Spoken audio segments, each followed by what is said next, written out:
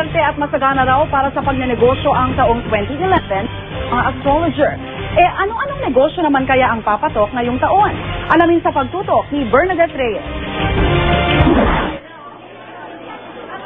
Bukod sa pagiging full-time na empleyado, negosyante rin si Ken Enda. Pinasok niya ang food court business nitong 2010. Pandagdag kita sa kanyang buwan ng sweldo bilang ahente. Minsan naman wala naman akong ibang ginagawa sa extra time ko. Instead of doing stupid things, kailangan na lang siguro business na lang.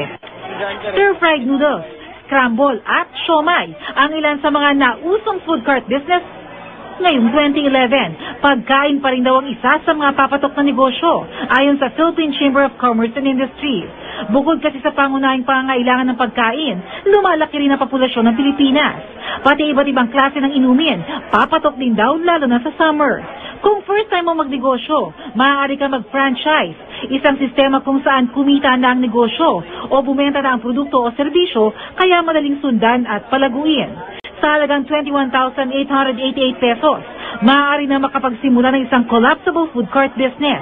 Depende sa pwesto, maaaring kumita ng 3,000 hanggang 5,000 pesos kada araw. Yung ating profit is mataas. At the same time, mababa yung capital natin. Sa franchise is hanapan ng magandang pwesto para mabilis yung ROI. Tandaan lang na hindi lahat ng negosyo agad kikita.